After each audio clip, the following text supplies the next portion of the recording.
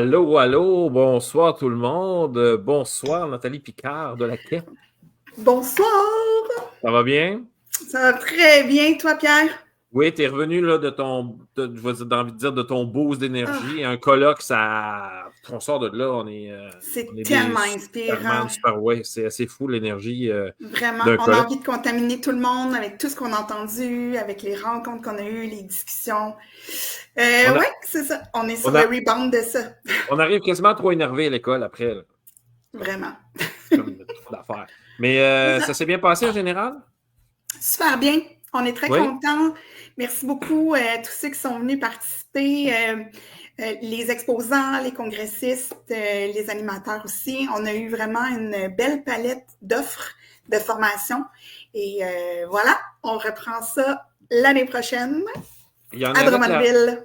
Il y en avait clairement pour tous les goûts. Je regardais le programme, là, puis c'était assez fou, là. C'était là, un spectre assez large, là.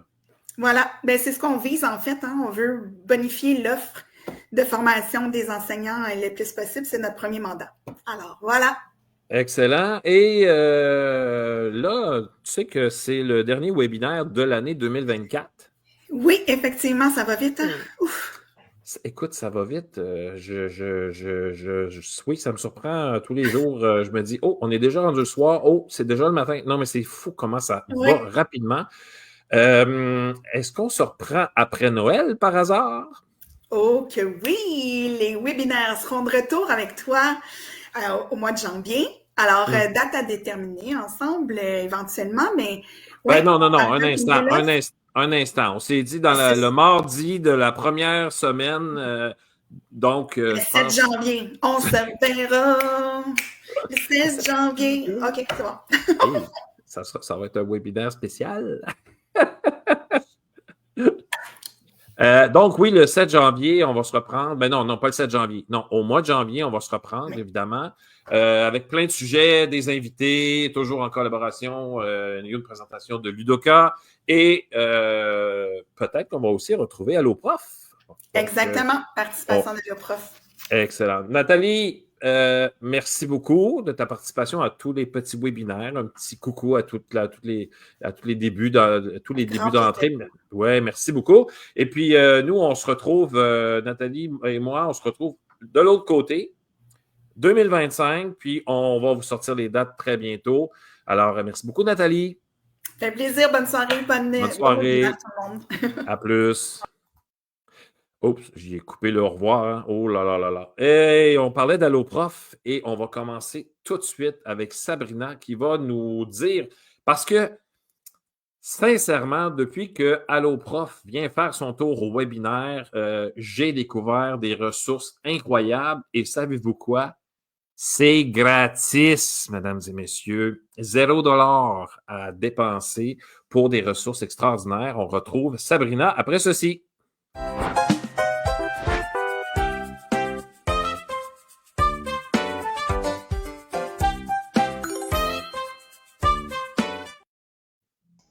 Bonsoir Sabrina.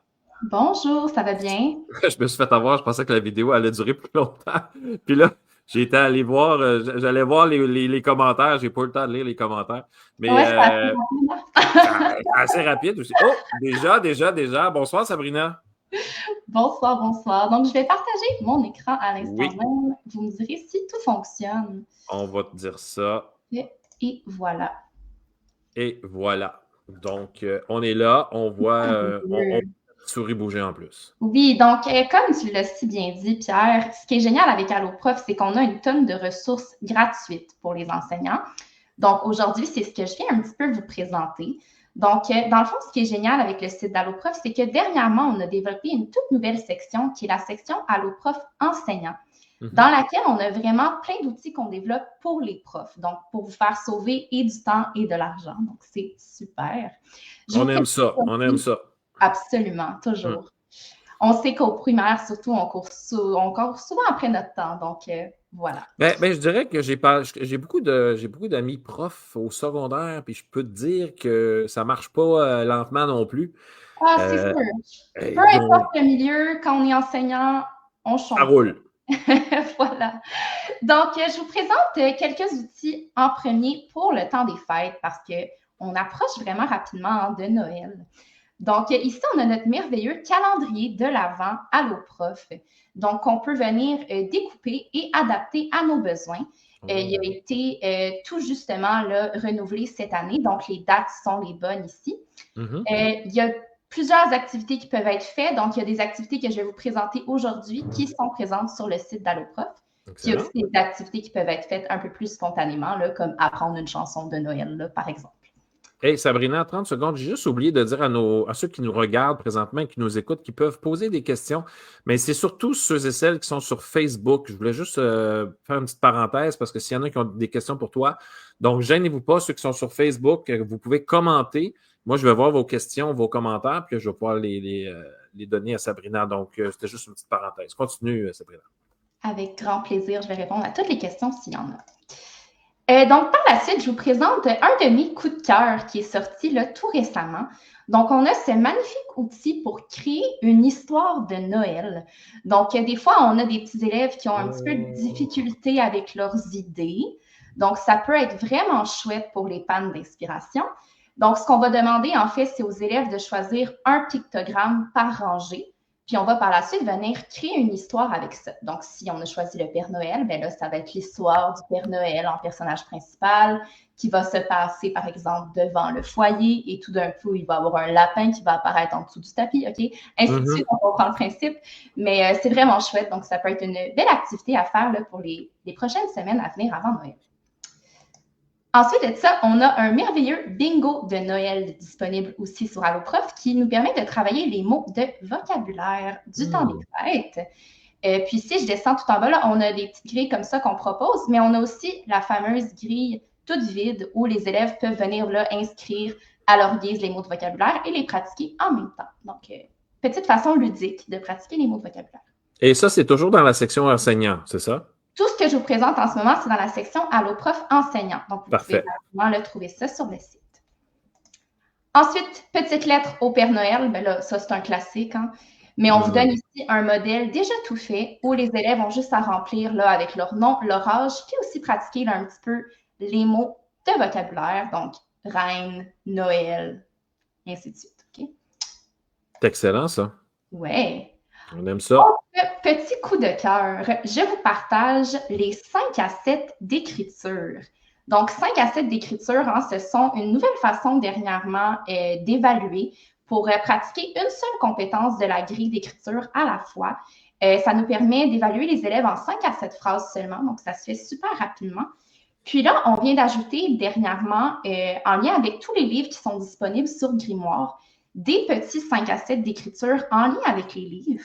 Et là, j'amène votre attention à Biscuits et Cacheterie, qui est un livre de Noël. Puis là, le 5 à 7, c'est vraiment chouette. On demande en fait aux élèves de raconter un moment où ils ont fait preuve de générosité. Donc, c'est bien agréable. Oh, c'est génial, ça. Et là, j'achève. Je pourrais vous parler de nos beaux outils pendant des heures, mais... Là, je vous présente, ça, c'est aussi un autre coup de cœur. Dernièrement, on développe de plus en plus en français nos vidéos au primaire, au premier cycle. OK. Vidéos dans lesquelles on a des animations. Donc, nos profs vont avoir des petits comme dessins animés. Puis, on va avoir notre mascotte Flo aussi qui va bouger, qui va faire des petits signes dans l'espace, qui va aider l'enseignant, dans le fond, à résoudre la notion du jour, là, dans ce cas-ci, comment identifier un déterminant. Oh, oui, là, vous êtes pas mal dans le français présentement, là. Oui, absolument. Là, on a beaucoup de travail qui se fait en français là, pour développer beaucoup cette section-là dans les prochaines années. Là, tu m'as dit aussi que vous étiez au premier cycle. J'imagine que les autres cycles vont suivre un jour. Oui, c'est ça. Là, en ce moment, c'est ça. On vous laisse le temps. Oui, mais on a du contenu disponible dans tous les cycles, premier, deuxième, troisième cycle, au secondaire aussi, là, pour ceux que ça concerne. Mais je vous présente premier cycle aujourd'hui parce que c'est notre nouveau concept de vidéo, en fait, là, vraiment avec le petit personnage animé là, de manière un petit peu plus enfantin, ludique. Donc, ça peut être bien agréable là, pour aller capter l'attention de nos petits cocos. Je suis parfaitement d'accord. Et là, je vais finir ça ici. avec notre belle fiche sur les stratégies de lecture. Ça, c'est une fiche coup de cœur en tant qu'orthopédagogue. Donc, c'est une fiche que j'utilise toujours avec mes élèves pour leur enseigner les stratégies. Là, ça, c'est première, deuxième année, mais on en a vraiment une pour chacun des cycles. Et ce qui est génial avec ça, c'est que quand on clique sur avant, pendant et après, on a tous les pictogrammes qui viennent apparaître avec les différentes stratégies qu'on peut venir appliquer dans une salle de classe.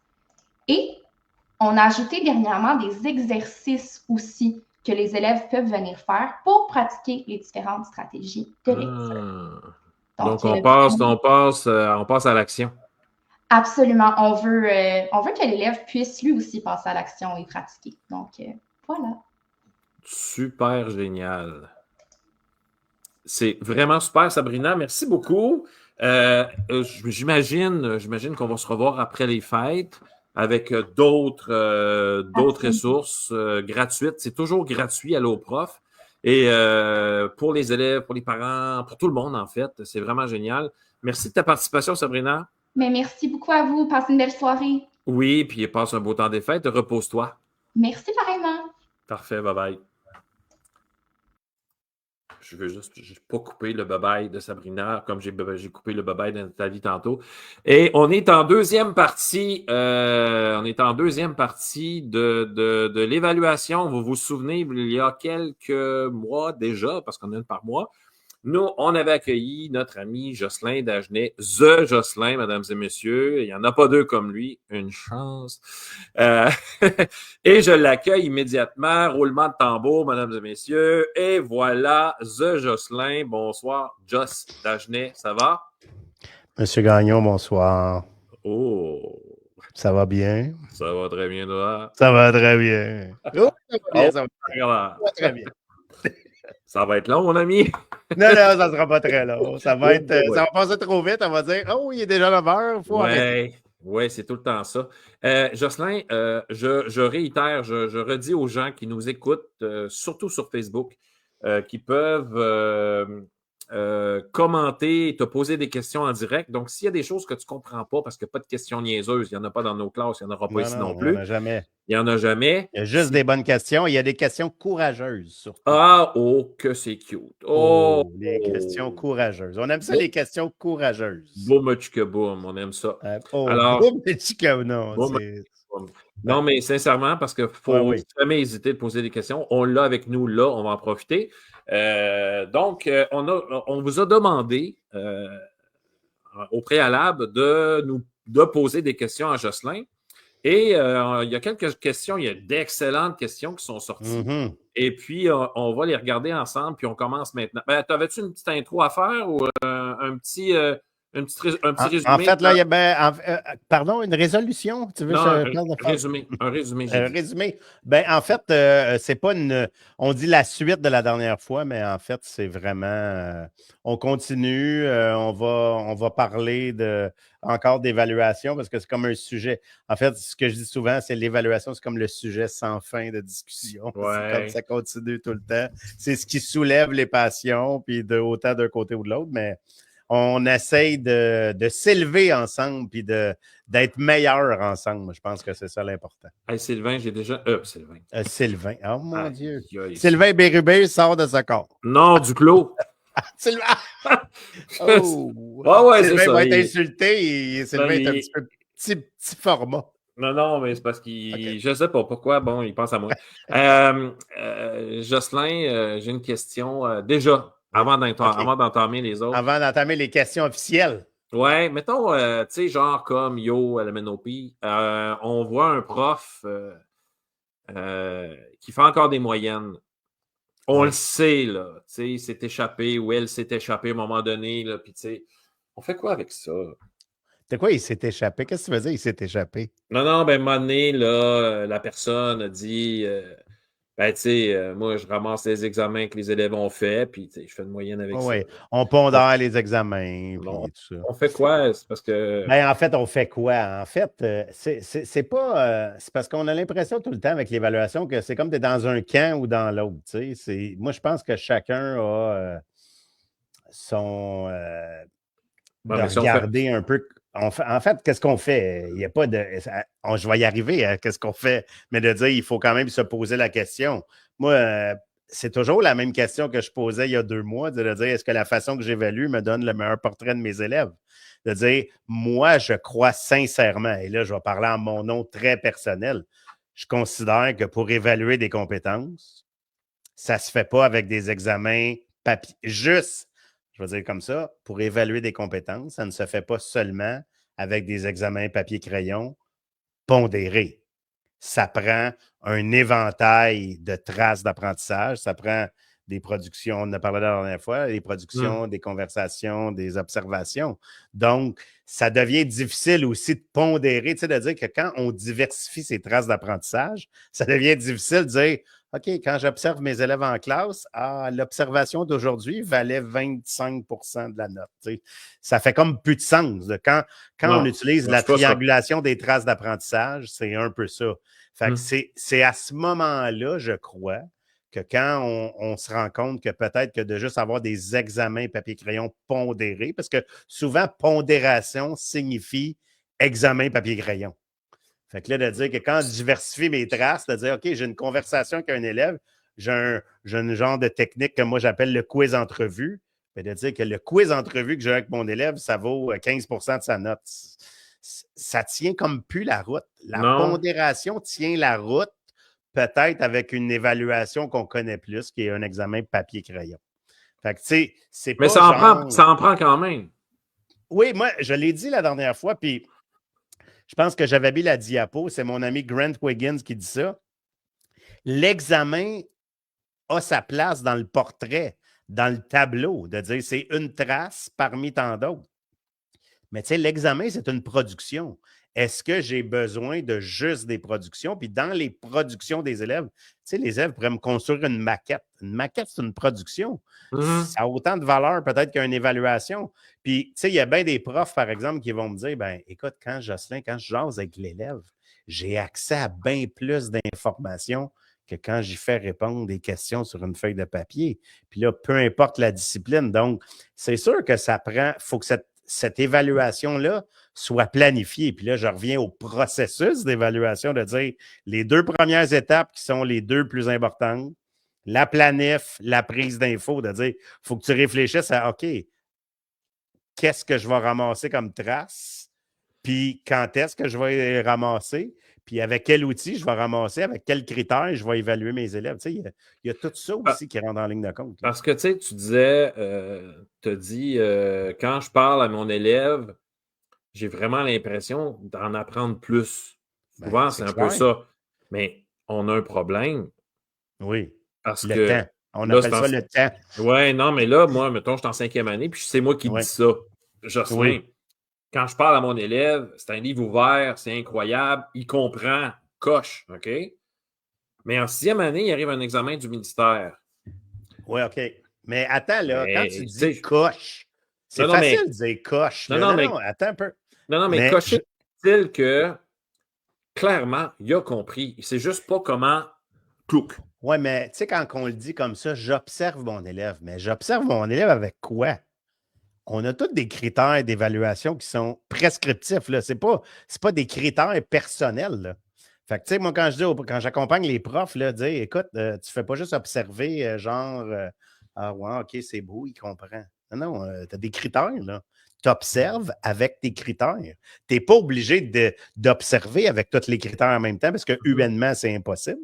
Ouais. Fait que je dis, on peut ramener ça à certains critères, puis bon, ça dépend de la discipline, tout ça. Mais il reste que, pour moi, dans ma tête, c'est clair que d'observer un élève, ça a souvent beaucoup plus, on a accès à beaucoup plus d'informations que de corriger une feuille de papier. Ça, je suis convaincu de ça. Ouais, mais tu sais, en même temps, on l'a dit, le papier a sa place. C'est juste que ça prend une diversité de toutes ces traces-là pour faire le meilleur portrait de nos élèves possible. C'est juste ça qu'on dit. Puis, en fait, là, rappelez-vous, là, j'ai sorti la dernière fois, on avait sorti notre ami Monseigneur Parent, le rapport Parent de 1964 qui disait ça. Exact. Tu sais, je veux dire, c'est pas. Ça fait mal. Ça fait Ça mal fait quand on mal. lit ça. C'est pas Jocelyn Dagenet qui le dit, c'est Monseigneur Parent. Hey, tu sais, Ouais. puis moi, j'ai travaillé à l'école Monseigneur Parent. Tu sais, Ouh. j'ai eu l'apparition du Monseigneur il y a Oui. longtemps. Oui, tu as eu la flamme sacrée. La flamme sacrée.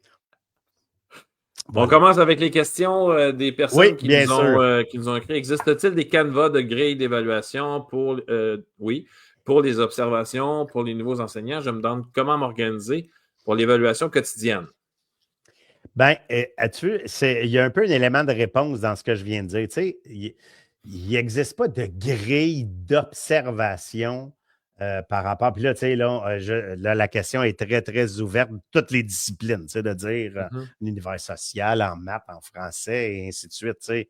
C'est sûr que je pense que ce qui est le dénominateur commun, et là, je vais utiliser un peu de maths, dénominateur commun, de dire, c'est sûr que c'est les critères d'évaluation, c'est-à-dire qu'on évalue les élèves avec ces critères d'évaluation-là.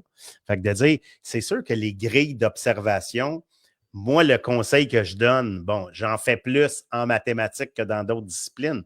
Je leur dis, moi, en maths, on a 2 compétences. Oui, il y a des critères dans chacune de ces compétences-là. Observer tous les critères pendant qu'on marche notre classe. On va virer fou, là. Je l'ai fait. Been there, done that. La première fois que je l'ai fait, je l'ai dit. Plus jamais je voulais observer mes élèves. Ouais. Mais il reste que quand on cible certains critères, ben, ça devient plus facile d'observer les élèves.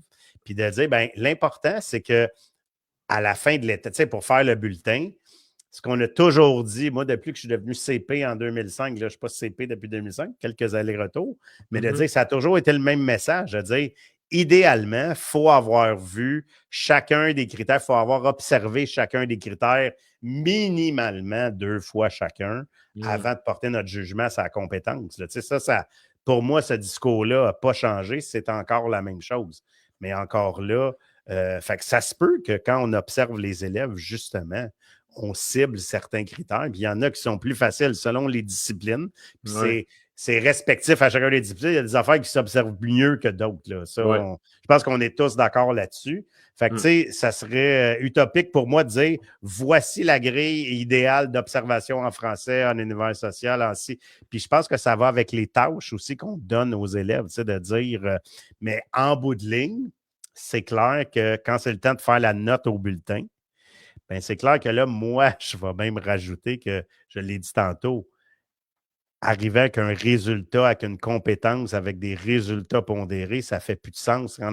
Quand on est dans une évaluation, tu sais, sur notre bulletin, là, à part sciences, où c'est des volets, c'est clair que moi, ça devient avec des portraits, tu sais, là, des niveaux d'échelle de compétences, là, appelons-le comme on le veut, mais tu sais, il n'y a pas de grille universelle. Moi, j'ai des grilles que je peux partager aux gens, là, en mathématiques. Nous autres, au secondaire, on avait fait des grilles vulgarisées pour les élèves parce qu'il faut que les élèves aussi, ils les comprennent, ces outils-là. Ouais. C'est difficile là, de dire, tu sais, je pense aux primaires, là, tu sais, maintenant, je pense à des élèves de premier cycle, là, tu sais, Pierre, tu es au 3e cycle, là, mais d'expliquer à des élèves de premier cycle de comment on ramasse l'information avec le langage qu'ils comprennent. Puis c'est sûr, quand on arrive au 3e cycle, on est rendu ailleurs. Tu sais, on est capable d'utiliser un vocabulaire un petit peu plus précis, mais il reste qu'il faut que ça soit vulgarisé parce que les belles grilles que le ministère nous donne, même des fois, nous autres, comme profs, on a de la misère à comprendre. Ouais, puis j'ai fait ça en début d'année, j'ai fait cet exercice-là en français avec la grille de correction, les 5 critères.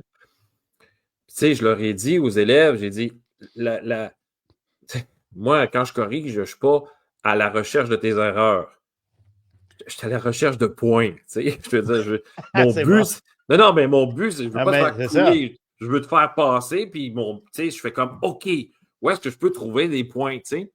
Là où est-ce que je peux rarement trouver des points, puis que je peux comme pas trop, j'ai envie de dire jouer un peu, là, c'est le dernier critère où est-ce que les accords, l'orthographe et tout ça, tu sais. C'est ça. Parce qu'il y a un nombre de mots, il y a un nombre de fautes, puis c'est un pourcentage.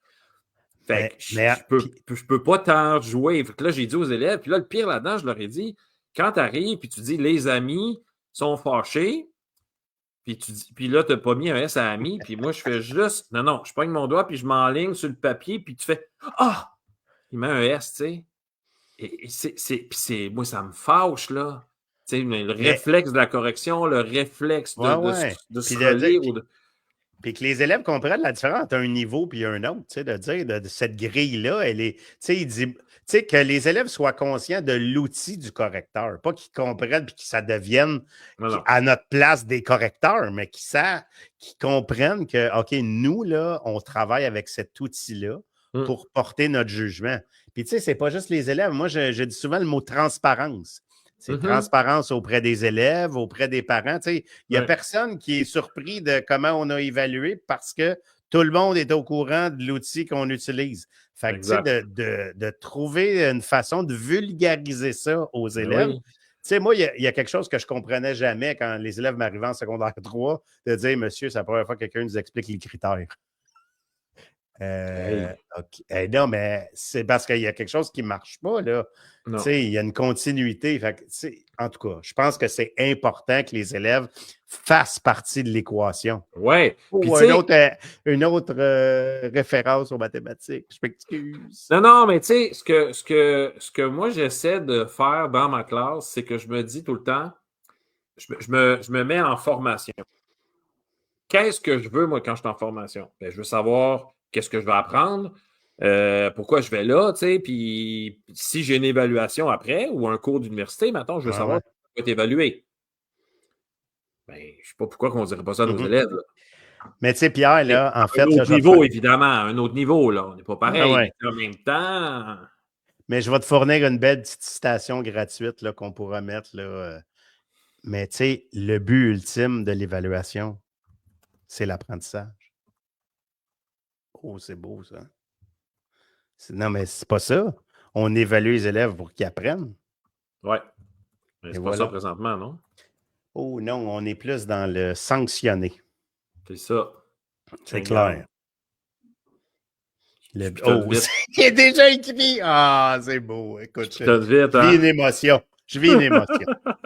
On va passer à la deuxième question. Donc là, tu m'as dit les canevas. Ben, les canevas, en fait, oui, il en existe. Pourrais-tu nous en fournir? On pourrait-tu mettre ça? Ben oui, on pourrait on trouvera une façon. Tu sais, moi, c'est sûr, ben, des canevas, des observations, c'est clair que. Puis, tu sais, moi, souvent, les profs, ils me disent, OK, Jocelyn, là, je marche ma classe. J'observe les. Non, mais tu sais, son manque, là, il dit, OK, là, je vais me promener.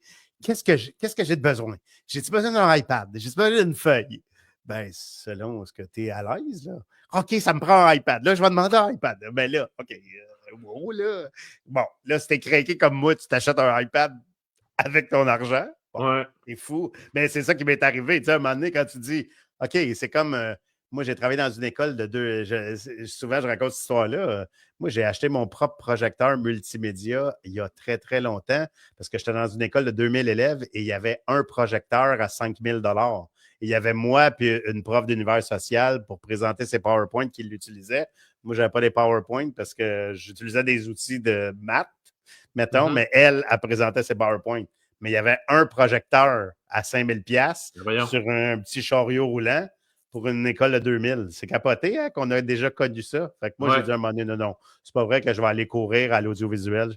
Je suis allé m'en acheter un. J'ai payé 1000 $ avec mon argent. Genre de crinqué. C'était de même. Mais c'est ça. Mais c'est ça.